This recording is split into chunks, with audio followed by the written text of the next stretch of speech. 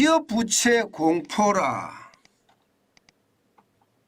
IMF 때보다 위험하다. 이게 사실일까요? 일단 여러분 이 지표부터 먼저 보시죠. 5년 반새 기업 부채 증가율입니다. 59.3%나 늘어났습니다. 아니 부채가 줄어도 이게 진짜 자랑할 일이 아니라고 이야기하는데 부채가 늘어도 너무 많이 늘었죠.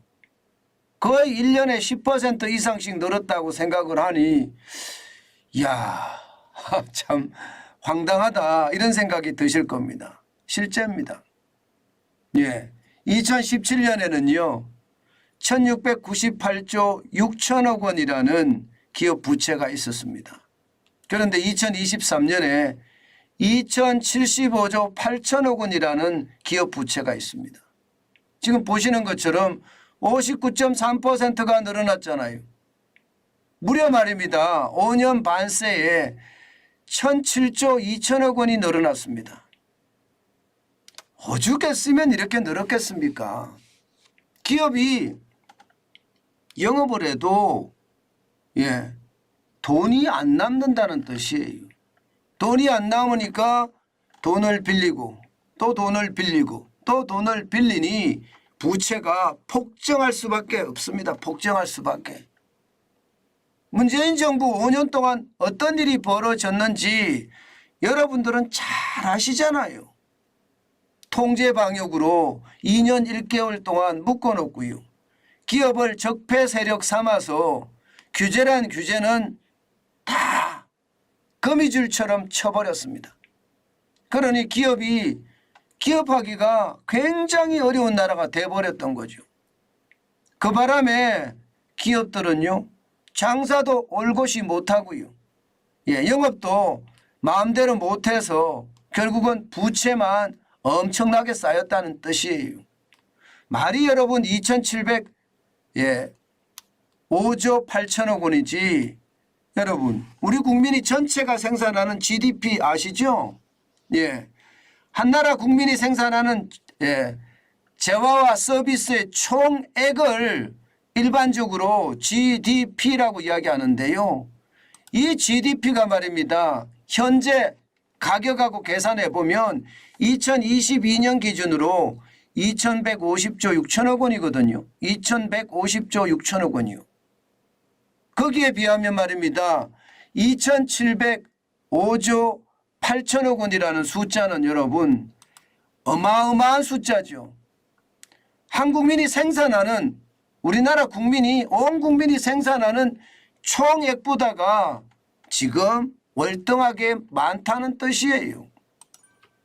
그러면 이게 여러분 기업 자체적으로 보더라도 말입니다. 위기가 되지 않을까요? 저는 당연히 위기가 된다고 생각을 합니다. 당연히. 그만큼 말입니다. 부채가 많다는 뜻이에요. 그런데 문제는 여러분 진짜 심각한 문제는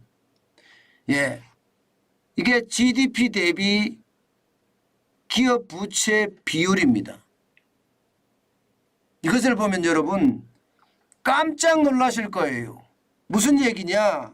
여러분 이 지표 한번 보세요. 1998년이 우리가 경제 국치일이라고 이야기하는 IMF 외환위기입니다. 그 당시에 GDP 대비 기업 부채 비율이 108.6%였습니다. 그런데 지금 2023년 6월 말 현재 124.1%예요.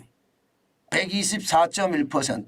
그러면 여러분도 보시는 것처럼 이 GDP 2,150조 6천억보다가 말입니다. 기업의 부채가 2,705조 8천억 원. 어마어마하다는 이야기입니다. 문제는 이 기업 부채가 GDP보다 많은 것도 문제지만 비율이 말입니다.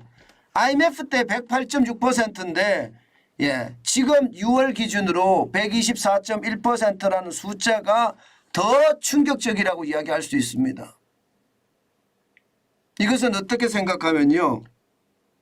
기업의 구조조정을 제대로 해가지 않는다는 뜻이고요. 예, 그만큼 말입니다. 한계 기업이 많은데도 기업들이 빚으로 버텨나간다는 뜻이에요. 어쩌면 이것은요. 펑 하고 터질 날에는 뭐 인정사정 없습니다. IMF 때 여러분 보셨죠? 30대 그룹 내에서도 줄줄이 쓰러지는 거 여러분 많이 봤습니다. 지금 이 정도의 기업 부채 비율을 가져간다면요. 이것은요. 줄줄이 쓰러지고도 남습니다. 제가 억지로 만들어내는 지표가 아니에요. 지금 이게 우리 경제의 현실입니다. 그러면 여러분 기업을 도와주고 기업이 더 잘 되게끔 쭉쭉쭉 나가게 만들어 줘야 되는데 예, 문재인 정부 5년 동안 진짜 못했고요. 윤석열 정부 2년 동안 하고 싶지만 이 공용 야당의 벽에 막혀서 아무것도 못하고 있다. 이런 얘기가 되는 건가요? 참 안타깝죠. 제가 보더라도 진짜 안타깝습니다. 그 사이 기업들은요. 정부가 구조조정을 하지 않으니까요. 시장 원리에 의해서 무너지고 있습니다. 기업들이 말입니다. 왜? 한계기업 비중이 이렇게까지 늘어나니까요. 2022년 기준으로 15.5%예요. 15.5%. 외부 감사 대상 기업 25,135곳 중에 15.5%가 한계 기업이라는 뜻입니다. 2021년 14.9%보다 높아졌고요. 2020년 15.3%보다가도 더 높아졌습니다.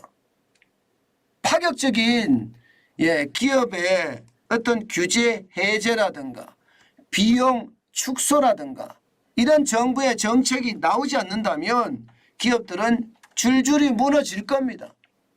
이미 말입니다. 시장에선 사실 무너지고 있고요. 여러분 보시다시피 법인 파산 신청 건수가 2023년 1월에서 8월까지 1034개입니다. 작년에 652건에 비하면 54%가 늘어났고요. 2020년 1069개에 비하면 거의 다 달았습니다. 1043개니까 비슷비슷해지고 있습니다. 이게 여러분 지금 우리 기업들의 현실입니다. 2016년, 2017년 740개, 699개였습니다. 그러던 것이 말입니다. 최저임금을 올리면서 2018년에는 807개, 2019년에는 931개 이렇게 늘어났거든요. 여러분 문재인 정권에서 어떤 이야기를 하더라도요. 그 말이 아무 의미 없는 이유가 2017년에 699개가 2018년에 807개가 되잖아요. 늘어나잖아요. 2019년에 931개까지 늘어납니다. 코로나19 때문에 기업이 망가졌다가 아닙니다. 이게 제가 여러분들에게 코로나19는 엎친 데 덮친 거다. 제가 그렇게 계속 말씀을 드리면서 여러분들에게 경제정책을 똑바로 해야 된다. 기업 중심의 경제정책을 써야 된다. 제가 목이 터져라고 외쳤잖아요. 그 말이 사실입니다. 코로나19가 와서 더 망가지기 시작했습니다. 더 망가지기. 그러니까 1069개나 됐죠. 문제는요.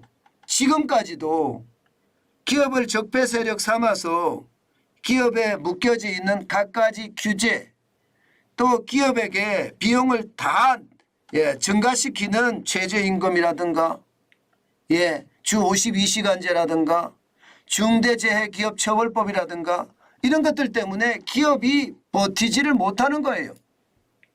기업이 지금 말입니다. 줄줄이 망하고 있다는 뜻입니다.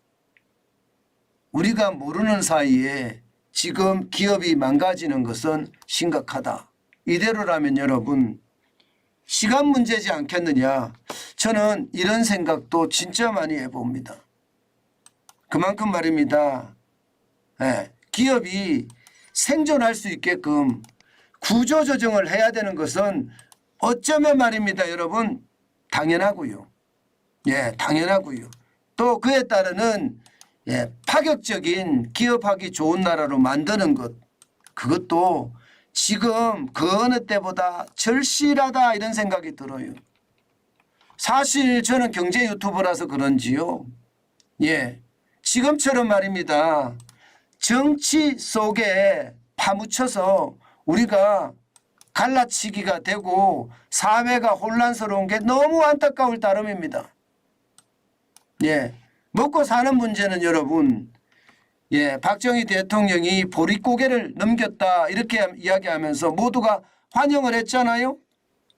그런데 이거 계속 지켜간다는 보장은 없어요. 선진국이라고 해도 여러분 보장되나요? 우리 스스로 노력하지 않으면 절대 보장되지 않습니다. 필리핀을 보세요. 그리스를 보세요. 필리핀만 하더라도 1960년대 70년대는 선진국 반열에 있었습니다. 그러던 필리핀이 지금은 망가졌잖아요. 그리스도 마찬가지죠. 그리스도 선진국 대열에 있다가 망가졌다가 지금 회복하려고 지금 안간힘을 쓰고 있죠. 지금 우리가 그렇게 되지 않으려면요. 지금 우리가 변해야 됩니다. 도대체 정치의 늪에 빠져서 대한민국은 어디로 가는지 모르겠어요. 원칙대로, 법대로 이게 가장 중요한데 원칙대로 법대로 되지 않는다면 이것은 결국 말입니다. 더 큰 혼란, 그러면서 경제가 더 망가지고 기업들이 기업하기 진짜 어려운 나라, 그래서 진짜 경제 위기가 올 수도 있다. 저는 이런 생각도 해봅니다. 그만큼 말입니다. 지금 우리 사회에 정치가 덮고 있는 게 너무 크고요. 그에 따르는 이 갈라치기가 사회적 혼란까지 불러일으킨다. 이런 뜻입니다. 제발 정치는요 이제 좀 버려두고요. 여러분들이 권력을 가지는 거 아니잖아요. 그 권력에 탐욕을 가지고 있는 사람들이 권력을 가지고 그들의 나라를 만드는 거지 우리 국민의 나라를 만드는 것은 아니거든요. 이제는 정치의 늪에서 빠져나와서 우리는 경제 중심의 사고방식 굉장히 저는 중요하다고 생각해요. 그래야만 대한민국이 올곧이 세계적인 경제 강국으로 계속 버티고요. 또 더 큰 강국으로 성장할 거다. 저는 그렇게 믿습니다.